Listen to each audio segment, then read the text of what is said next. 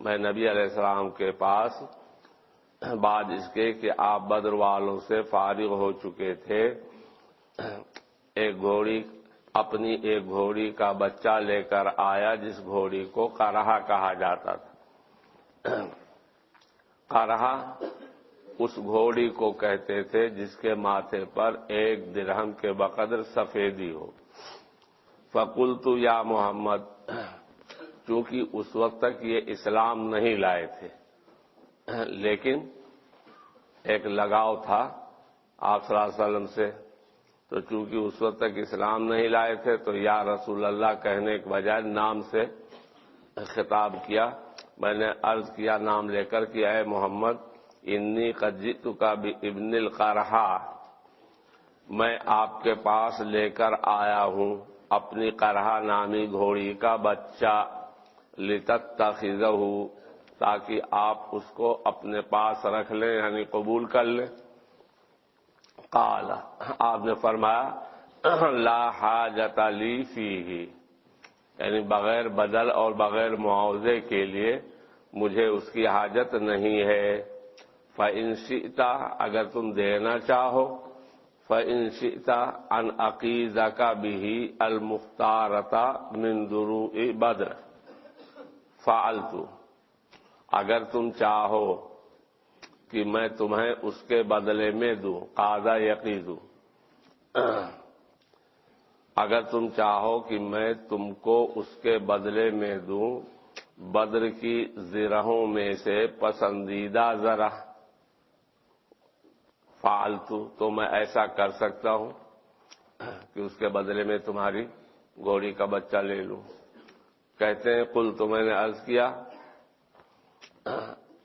اگر بدلے کی بات ہے تو ما کنت عقیدہ الیوم بعزت، میں نہیں دوں گا اس کو، میں نہیں بدلے میں دوں گا اس کو آج کسی غلام کے۔ عزتن کا ترجمہ جو ہے گھوڑا بھی کیا گیا ہے، غلام بھی کیا گیا ہے، باندی بھی کیا گیا ہے۔ میں نے کہا کہ میں آج اس کو نہیں بدلے میں دوں گا کسی گھوڑی کے یا کسی غلام کے۔ قال، آپ نے فرمایا فلا حاجت لی فیہ، پھر مجھ کو اس کی ضرورت نہیں ہے۔ بس اس حدیث سے ترجمۃ الباب ثابت ہو گیا۔ کیوں؟ اس لیے کہ یہ ذی الجوشن اس وقت تک مسلمان نہیں ہوئے تھے، اور آپ نے کیا پیشکش کی کہ اگر بلا بدل اور بلا معاوضہ میں تمہاری گھوڑی کا بچہ نہیں لے سکتا ہوں، البتہ بدر کی غنیمت میں حاصل ہونے والی زرہوں میں سے کسی پسندیدہ زرہ کے بدلے میں لے سکتا ہوں۔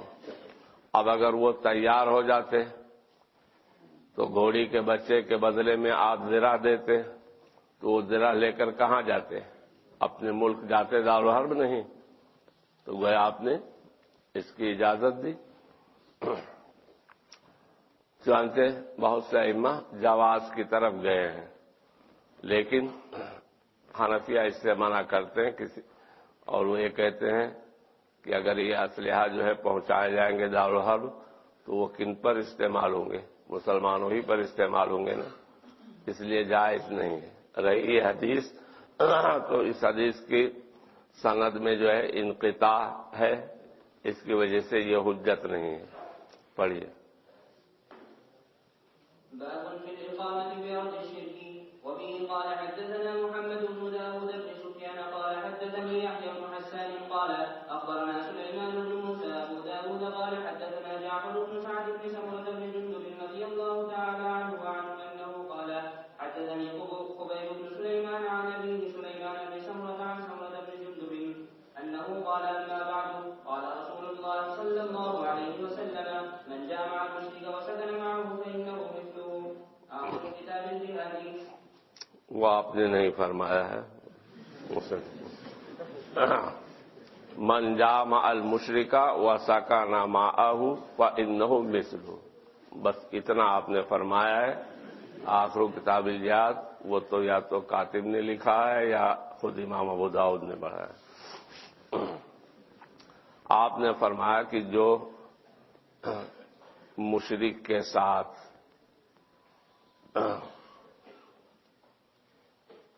جو مشرک کے ساتھ رہے اور اس کے ساتھ بود و باش اختیار کرے تو وہ اسی کے مثل ہے۔ اس جملے کا ایک معنی یہ ہے کہ ایک ہی گھر کے اندر مشرک کے ساتھ رہے، دوسرا معنی یہ ہے کہ ایک ہی شہر میں مشرک کے ساتھ رہے، اور ایک تیسرا معنی ہے کہ معاشرت اور رہن سہن میں اور اسی طریقے سے وضاقتہ میں وہ مشرک کا ساتھ دے، انہی کی طرح وضاقتہ لباس پوشاک اختیار کرے تو وہ مشرک ہی جیسا ہے۔ پہلے اور دوسرے معنی کے اعتبار سے اس کا تعلق ہجرت سے بھی ہو سکتا ہے کہ جب ہجرت فرض ہو گئی مکہ سے مدینہ کی طرف تو اب کوئی مسلمان ہو کر مشرکین ہی کے ساتھ رہے تو ظاہر ہے کہ وہ مشرک ہی کے حکم میں ہوگا، مشرکوں ہی جیسا ہوگا، یعنی اس پر کفر کا تو حکم نہیں لگائیں گے، لیکن وہ فرض ہجرت کو چھوڑ کر کے جب وہاں رہنا پسند کرتا ہے تو اس کا شمار مشرکوں ہی میں ہوگا۔ تو گویا اس میں یہ کہا گیا کہ جہاں تک ہو سکے غیر اہل اسلام کی ہیئت اور ان کی وضاقتہ اختیار اور ان کے رسوم اور عادات کو اختیار کرنے سے بچے۔ پڑھو۔ بسم الله الرحمن الرحيم. أول كتاب الضحايا باب إيجاب الأضاحي. وبه قال حدثنا مسدد قال حدثنا يزيد قال وحدثنا حميد بن مسعدة قال حدثنا بشر عن عبد الله بن عون عن أبي أبي رملة قال أنبأنا نعمة بن سليم قال ونحن وقوف مع رسول الله صلى الله عليه وسلم في عرفات قال يا أيها الناس إن على أهل كل بيت في كل عام أضحية معترة أتدرون ما العتيرة هذه التي يقولها الناس والغجرية؟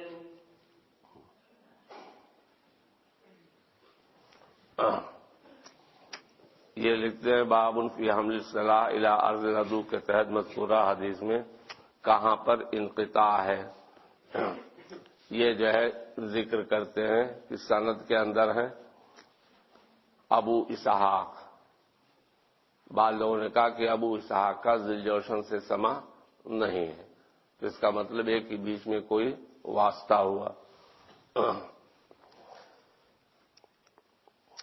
قربانی کے معنی میں عربی میں 3 لفظ آتے ہیں، قربانی کے معنی میں عربی زبان میں 3 لفظ آتے ہیں، اضحیۃ جمع اضاحی، یہ لفظ بھی آئے گا، دوسرے ضحیۃ جمع ضحایا، جیسے عطیۃ جمع عطایا، یہ تو یہاں موجود عنوان ہی میں ہے، اور تیسرے ہے اضحاتن، اس کی جمع ہے اضحا، اسی سے ہے عید الاضحیٰ، سمجھے؟ تو اضحا کس کی جمع ہے؟ اضحاتن کی۔ بہرحال یہ باب ہے قربانی واجب ہونے کے بیان میں۔ قربانی واجب ہوتی ہے کن لوگوں کے اوپر؟ یہ سب آپ قدوری وغیرہ سب میں آپ پڑھ چکے ہیں۔ البتہ یہ جاننا چاہیے کہ قربانی کی 2 قسمیں ہیں، ایک ہے نفل، اپنی خوشی سے آدمی کرے، اور دوسرے واجب، لیکن واجب کی بھی 3 قسمیں ہیں۔ ایک وہ واجب قربانی جو غنی اور فقیر دونوں پر واجب ہے، جو غنی اور فقیر دونوں پر واجب ہے، اور وہ کون سی قربانی ہے؟ منظور، نظر مانی ہوئی، نظر کی وجہ سے جس طرح غنی پر واجب ہوتا ہے فقیر کے اوپر بھی واجب ہو جاتا ہے۔ دوسرے جو فقیر پر تو واجب ہے لیکن غنی پر واجب نہیں ہے، کون سی قربانی ہے؟ جس فقیر نے قربانی کا جانور قربانی کی نیت سے خرید لیا ہو، سمجھ گئے نا، تو اس پر اس جانور کی قربانی کرنی واجب ہے، برخلاف غنی کہ اگر اس نے قربانی کی نیت سے جانور خریدا تو اس پر واجب نہیں ہے کہ اسی جانور کی قربانی کرے، اسے بیچ کر یا اپنے پاس روک کر کے دوسرا جانور لے آئے، اس کی قربانی کر دے۔ اور تیسرے وہ ہے جو غنی پر واجب ہو، فقیر کے پر واجب ہو، اور وہ کون سی قربانی ہے؟ جس کی نہ نظر مانی تھی غنی نے اور نہ جو ہے قربانی کے نیت سے خریدا تھا کوئی جانور، تب بھی اس کے اوپر واجب ہے، لیکن فقیر کے اوپر واجب نہیں ہے۔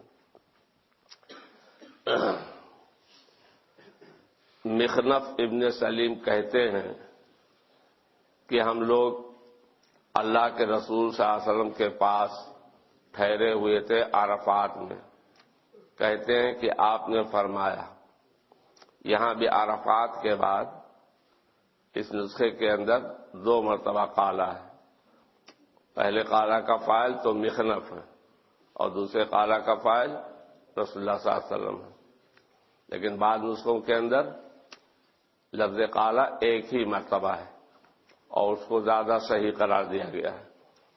تو مخنف ابن سلیم کہتے ہیں کہ ہم لوگ اللہ کے رسول صلی اللہ علیہ وسلم کے پاس ٹھہرے ہوئے تھے عرفات میں۔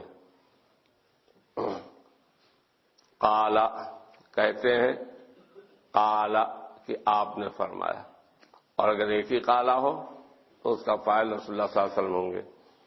رسول اللہ صلی اللہ علیہ وسلم نے فرمایا کہ اے لوگو، انا علی اہل کل بیت،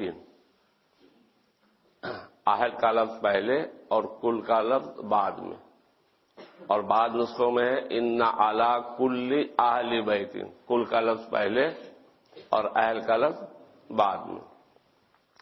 اے لوگو، ہر گھرانے والے پر ہر سال ایک قربانی ہے اور ایک عطیرہ ہے۔ قربانی تو جانتے ہو، عطیرہ کیا ہے؟ اتدرون مل عطیرہ، کیا جانتے ہو عطیرہ کیا ہے؟ حاذہ التی یقول الناس الرجبیہ، یہ عطیرہ وہی ہے جس کو عام طور سے لوگ رجبیہ کہتے ہیں۔ زمانے جاہلیت کے اندر اونٹنی کے پہلے جو بچہ ہوتا تھا اس کو بتوں کے نام پر ذبح کرتے تھے۔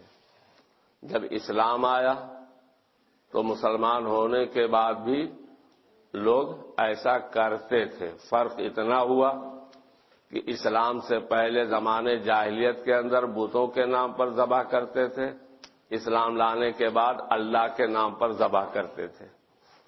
اسی طریقے سے رجب کے پہلے عشرے کے اندر ایک بکری ذبح کرتے تھے، اس کو رجبیہ کہتے ہیں۔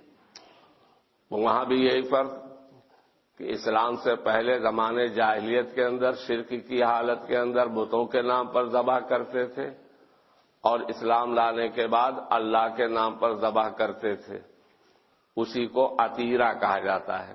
اور رجب کے پہلے عشرے میں ذبح کرنے کی وجہ سے اس کو رجبیہ بھی کہتے ہیں۔ آگے 1-2 صفحہ کے بعد مستقل باب آ رہا ہے، سمجھے نا؟ بعض روایتوں سے تو یہ معلوم ہوتا ہے کہ آپ نے عطیرہ واجب ہے، جیسے یہاں آیا نا علی اہل کل بیت فی کل عام اضحیۃ و عطیرۃ، ہر گھرانے والے پر اعلی وجوب کے لیے آتا ہے، ہر گھرانے والے پر ہر سال ایک قربانی اور ایک عطیرہ واجب ہے۔ دوسری طرف ممانعت کی حدیثیں ہیں، لا فرع ولا عطیرۃ، لا فرع ولا عطیرۃ، تو دونوں طرح کی حدیثوں کے درمیان جمع اور تطبیق کے لیے یہ کہا گیا کہ یہاں تو وجوب کے لیے، اور لا فرع ولا عطیرۃ کے اندر اسی وجوب کی نفی ہے، یعنی لا فرع واجب ولا عطیرۃ واجبۃ، نہ فرع واجب ہے نہ عطیرہ واجب۔ اس کا مطلب ہے کہ استحباب باقی ہے، استحباب باقی ہے۔ باقی بات آگے عنوان، مستقل عنوان آ رہا ہے، وہاں بتائیں گے۔ چلیے وبه قال حدثنا هارون بن عبد الله قال حدثنا عبد الله بن يزيد قال حدثني سعيد بن ابي ايوب قال حدثني عياش بن عباس القتباني وعن عيسى بن هلال الصدفي وعن عبد الله بن عمرو بن العاص رضي الله تعالى عنه وعنهم ان النبي صلى الله عليه وسلم قال امرت بيوم الاضحى علما جعله الله لهذه الامه قال الرجل أرأيت إن لم أجد إلا مليحة فأضحي بها قال لا ولكن تأخذ من شعرك وأظفارك وتقص شاربك وتحلق عانتك فتلك تمام أضحيتك عند الله. حضرت عبداللہ ابن عمرو ابن عاص سے روایت ہے کہ نبی علیہ السلام نے فرمایا امرت بیوم الاضحی عیدا، امرت بجعل یوم الاضحی عیدا، مجھے حکم دیا گیا ہے یوم الاضحیٰ کو عید قرار دینے کا. جعلہ اللہ لہذہ الامت، اس دن کو اللہ نے عید قرار دیا ہے اس امت کے لیے. قال الرجل، ایک صاحب بولے آرائیتا، آپ کی کیا رائے ہے؟ ان لم اجد الا منیحۃ انثی افاضحی بہا، اگر نہ پاؤں میں قربانی کرنے کے لیے کوئی جانور سوائے مادہ منیحہ کے، اگر نہ پاؤں میں قربانی کے لیے کوئی جانور سوائے مادہ منیحہ کے، افاضحی بہا، تو کیا میں اس کی قربانی کر سکتا ہوں؟ منیحہ لوگ ایسا کرتے تھے کہ وہ اپنی دودھ دینے والی اونٹنی یا اور جانور بھیڑ بکری وغیرہ جو دودھ دے رہے ہو کسی غریب کو دے دیا کہ جب تک یہ دودھ دے تم اپنے اس کے دودھ سے فائدہ اٹھاتے رہو، اور جب دودھ دینا بند کر دے تو واپس کر دینا. سمجھ گئے نہیں؟ جب تک یہ دودھ دے اس وقت تک اس کے دودھ سے نفع اٹھاتے رہو، اور جب دودھ دینا بند کر دے تو اس کو واپس کر دینا. تو وہ اونٹنی ہدیہ کی ہے یا اونٹنی سے نفع اٹھانے کی اجازت دی؟ تو عاریت کے اوپر دیا نا، مالک تو نہیں بنایا. تو وہی وہ صاحب کہ اگر میرے پاس قربانی کا جانور خریدنے کی وسعت نہ ہو اور میرے پاس منیحہ ہو، وہی منیحہ اسی اونٹنی کو کہتے ہیں جو کسی نے نفع اٹھانے کے لیے دی ہے، میں اسی منیحہ کی قربانی کر ڈالوں تو کیسا رہے گا؟ تو ایک صاحب نے پوچھا آرائیتا، بتلائیے، علم اجد الا منیحۃ انثی، اگر میں نہ پاؤں قربانی کے لیے کوئی جانور سوائے مادہ انثی کے، افاضحی بہا، تو کیا میں اس کی قربانی کر سکتا ہوں؟ قال، آپ نے فرمایا لا، نہیں، وہ منیحہ تمہارے باپ کی ہے. ارے بھائی جس نے دیا ہے تو صرف نفع اٹھانے کے لیے دیا، اسے تو واپس کرنی ہے. وَلَكِنْ تَأْخُذْ مِنْ شَعْرِكَ وَأَظْفَارِكَ وَتَقُصَّ شَارِبَكَ وَتَحْلِقُ عَانَتَكَ فَتِلْكَ تَمَامُ أُضْحِيَّتِكَ عِنْدَ اللَّهِ، البتہ تم اپنے بال اور ناخن کٹواؤ، اپنی موچھ کتراؤ اور زیر ناف بال جو ہے حلق کرو، تو اللہ کے نزدیک یہ تمہاری پوری قربانی ہو جائے گی، یعنی تم کو قربانی کا ثواب مل جائے گا. پڑھیے. باب الأضحية عن الميت. وبه قال حدثنا عثمان بن أبي شيبة قال حدثنا شريك عن أبي الحسناء عن الحكم عن حنش قال رأيت عليا رضي الله تعالى عنه وعنه يضحي بكبشين فقلت له ما هذا؟ فقال إن رسول الله صلى الله عليه وسلم أوصاني أن أضحي عنه فأنا أضحي عنه.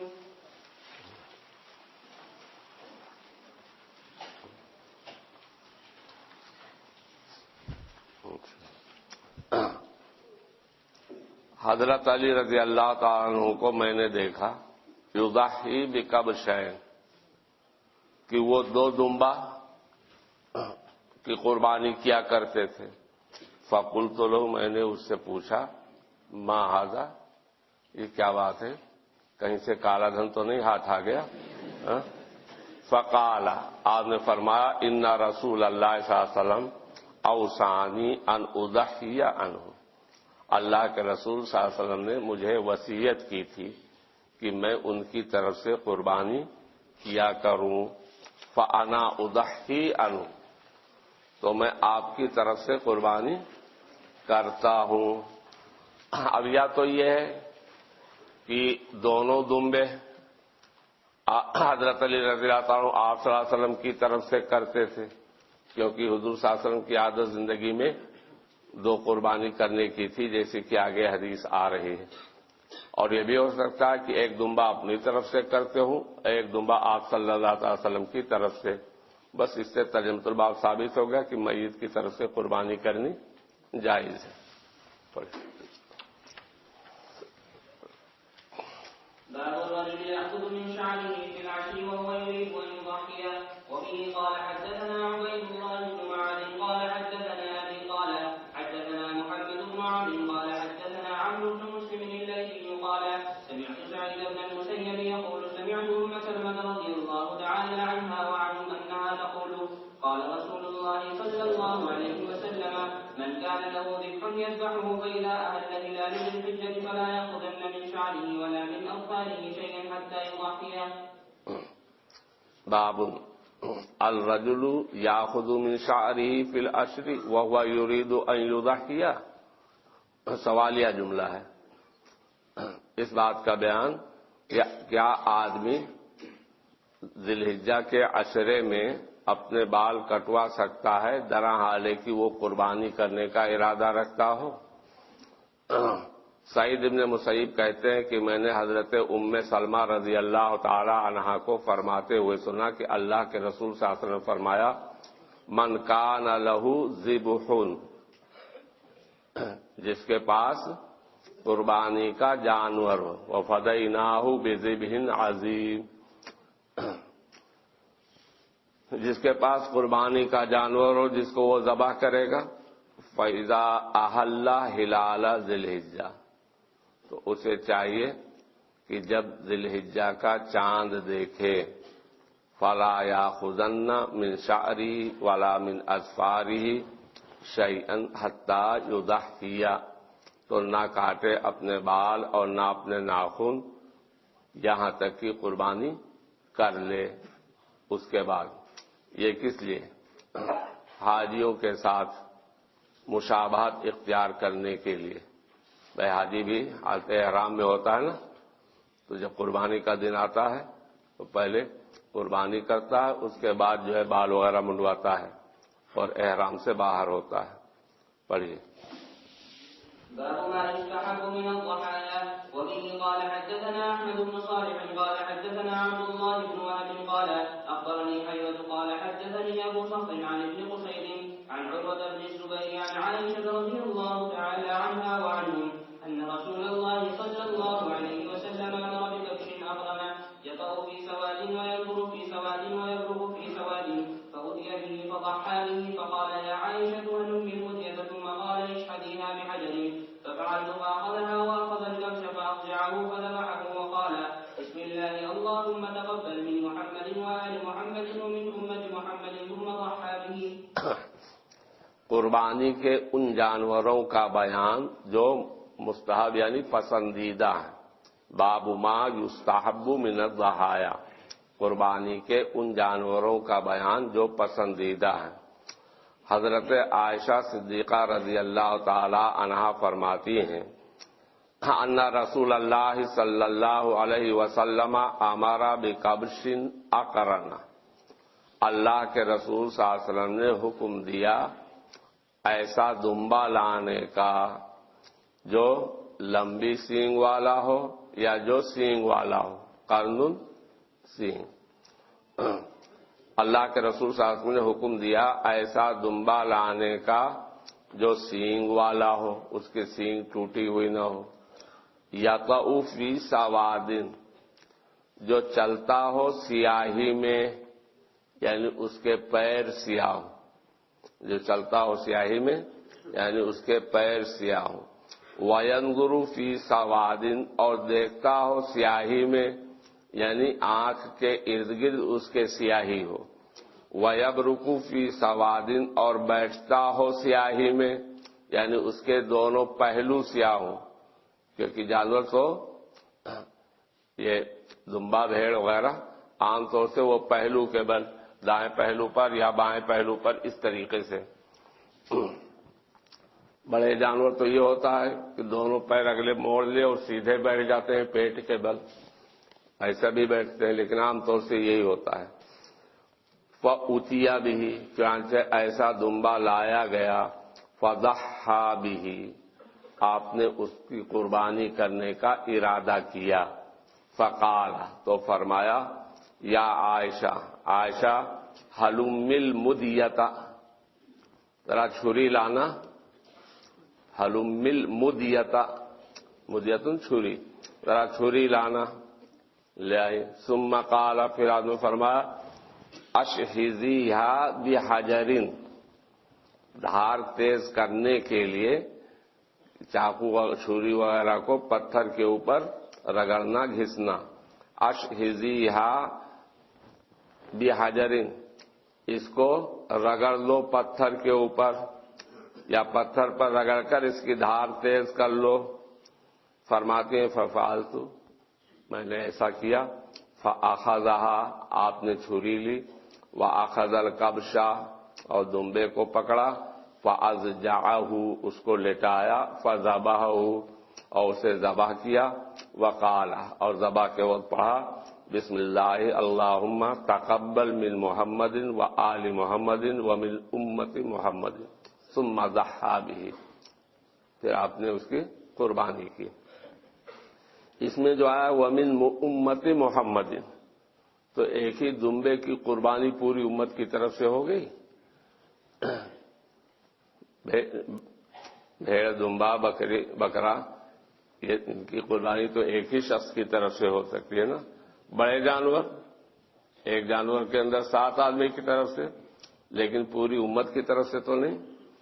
تو یہاں من امت محمد لانے کا مقصد قربانی میں نہیں بلکہ قربانی کے ثواب میں شریک کرنا، مقصد امت کو قربانی کے ثواب میں شریک کرنا ہے۔ پڑھیے۔ وبه قال حدثنا موسى بن اسماعيل قال حدثنا وهيب عن ايوب عن ابي قلابة عن انس رضي الله تعالى عنه وعنهم ان النبي صلى الله عليه وسلم نحر 7 بدنات بيده قياما وضحى بالمدينة بكبشين اقرنين املحين۔ اونٹ کا نحر کیا جاتا ہے اور باقی قربانی کے جانوروں کو ذبح کیا جاتا ہے۔ ذبح کا مطلب کیا ہے؟ گلے پر چھری پھیرنا، اور نہر کا مطلب کیا ہوتا ہے؟ اونٹ کھڑا ہی رہتا ہے، اس کے گردن کے نچلے حصے میں وہ ایک موٹی سی رگ ہوتی ہے خون کی، اسی پہ نیزہ مار دیتے ہیں تو بدن کا سارا خون جو ہے گر جاتا ہے اور پھر اونٹ گر جاتا ہے، اس کو نہر کہتے ہیں۔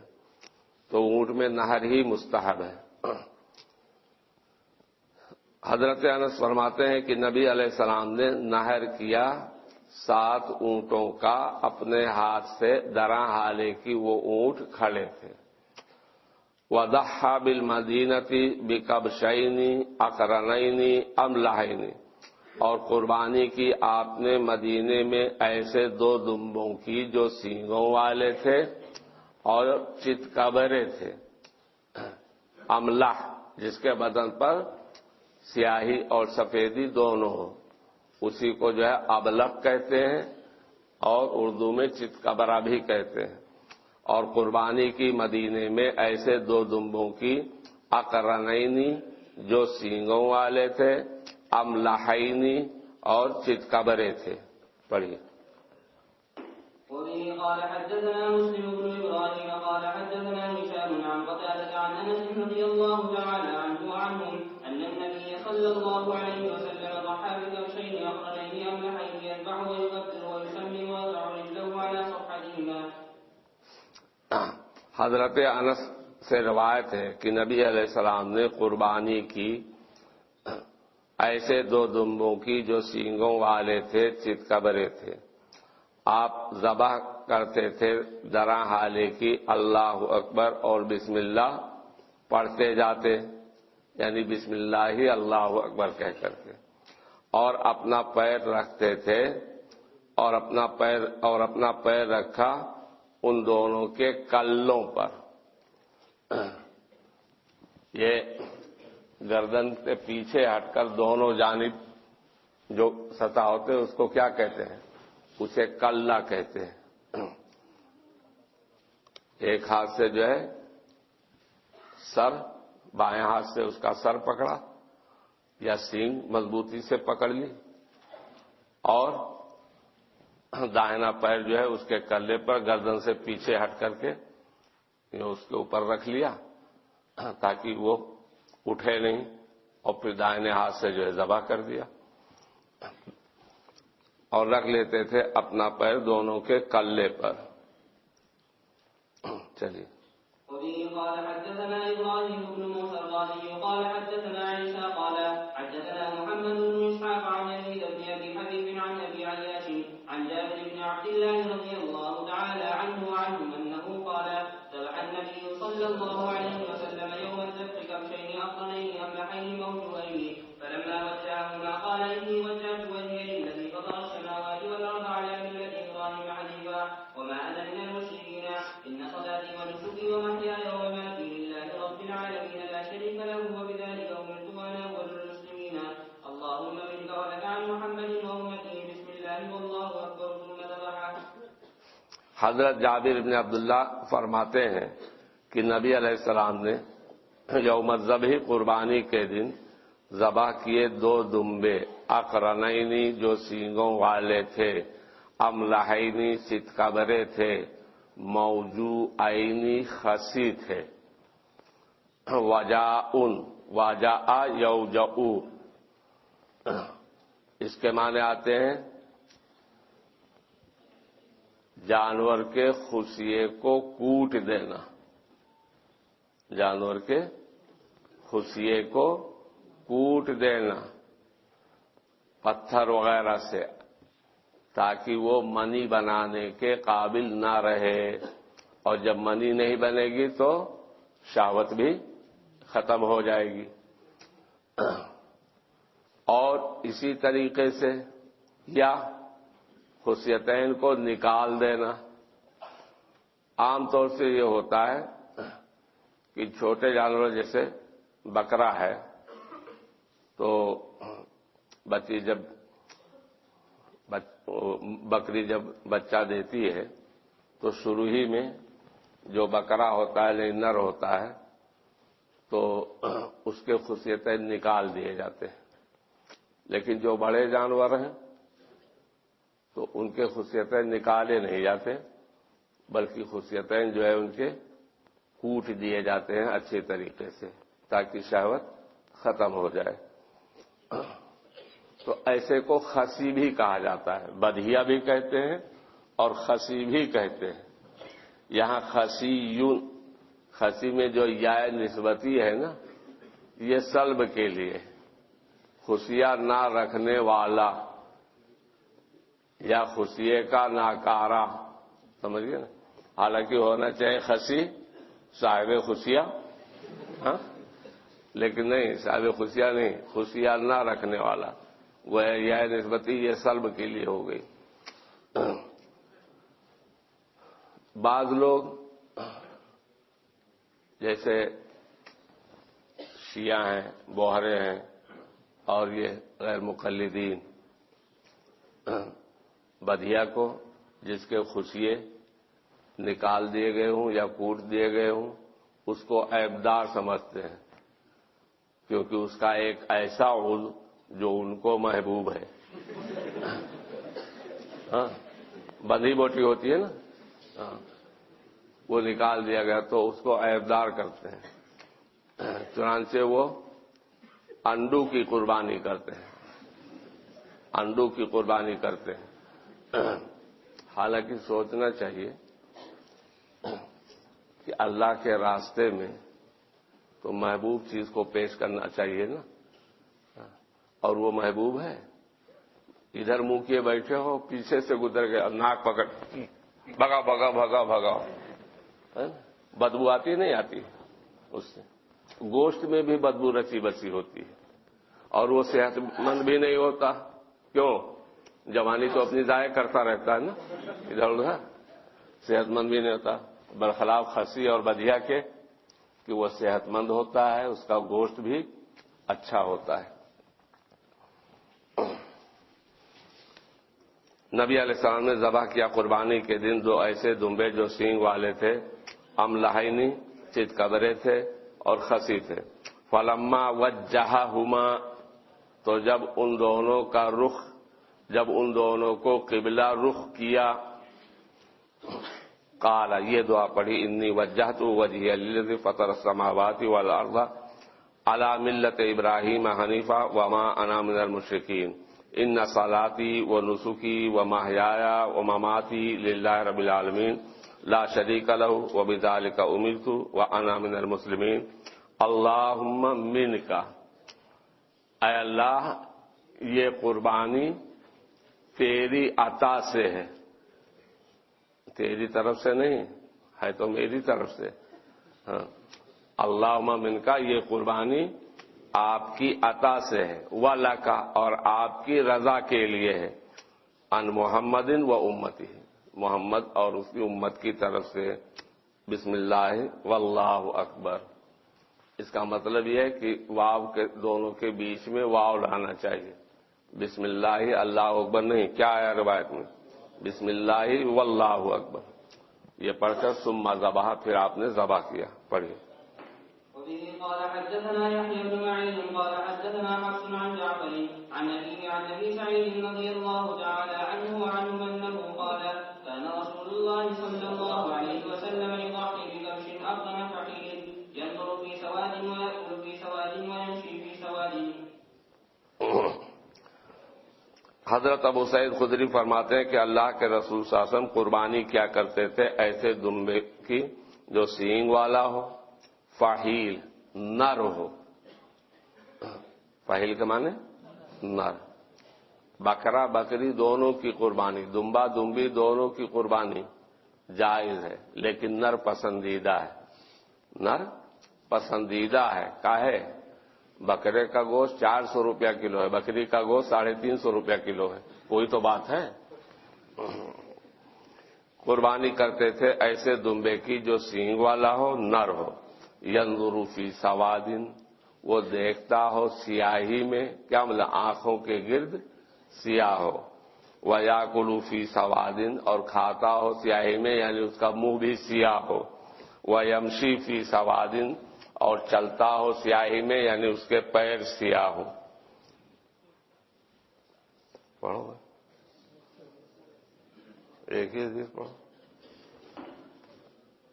باب ما يجوز من السن في الضحايا.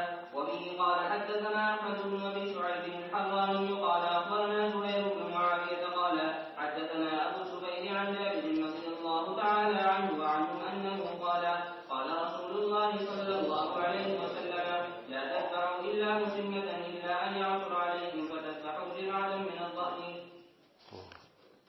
قربانی کا خون نالی میں بہانا افضل ہے یا زمین میں دفنانا؟ افضل کہیں بھی نہیں ہے. اس میں کتنے فضیلت کی بات کیا ہوگی؟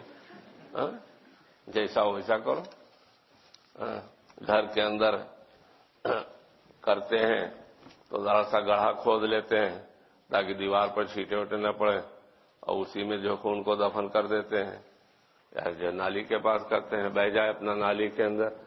ہاں، جہاں مسلم اور غیر مسلم آبادی ہو وہاں پر احتیاطاً کہا جاتا ہے کہ مطلب نالی کے اندر نہ بہنے دے، اس لیے کہ جو جانور کا ذبح کرنا جو ہے نہیں پسند کرتے، ان کو جو ہے تکلیف ہوتی کہ اتنا سارا خون بہ رہا ہے. اس لیے کہ خون تو اتنا ہے لیکن وہ پورے ڈرم پانی کو لال کر دے گا نہیں، لال ہے تو پوری نالی لال ہو کر چلتی ہے.